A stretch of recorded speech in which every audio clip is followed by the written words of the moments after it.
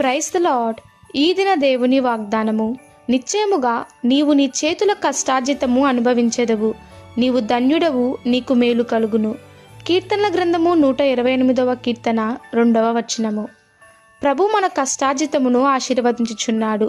ఆ కష్టార్జితమును బట్టి మనము ధన్యులమగుచున్నాము. ఆయన మనకు మేలు కలుగజేయుచున్నాడు గనుక మన కుటుంబములన్నీ ఆశీర్వదింపబడుచున్నవి. కొందరు ప్రయాసపడుదురు కానీ ఫలితము చూడరు. ప్రయాసకు తగిన రాబడి ఉండదు. కాబట్టి వారు నేను వ్యర్థముగా ప్రయాసపడుచున్నాను, నాకు ఫలితం లభించటం లేదు అని బాధపడుచుంటారు. మరికొందరు కష్టపడుతురు కానీ వారి ఫలితమును వేరే మనుషులు అనుభవిస్తుంటారు. అయితే నేడు ప్రభువు, నా బిడ్డలారా, మీ కష్టార్జితమును నేటి నుండి నేను ఆశీర్వదించుచున్నాను. ఇంకా కష్టార్జితము వ్యర్థము కాదు, నిత్యముగా ఫలితం ఉంటుంది. మీ ఆశ భంగము కానేరదు అని వాగ్దానము చేయుచున్నాడు.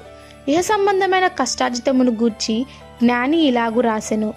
మనుషుల ప్రయాస అంతయు వారి నోటికే కదా, ఆయనను వారి మనసు సంతృప్తి నొందదు. లోకానుసారమైన వాటి నిమిత్తము ప్రయాసపడుట అవసరమే కానీ వాటన్నిటికంటే ప్రాముఖ్యమైనవి కలవు.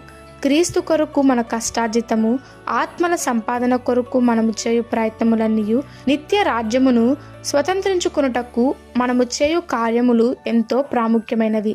అవి శాశ్వతము, అవి ఎన్నడూ నశించవు. వాటి ఫలితములు అతి శ్రేష్టమైనవి. కావున యథార్థముగా ప్రవర్తించు వారికి ఆయన మేలు చేయక మానడు. ఈ దిన దేవుని వాగ్దానము మనందరి జీవితంలో నెరవేరులాగున ప్రభు కృప మనకి తోడై ఉండునుగాక. ఆమెన్. God bless you.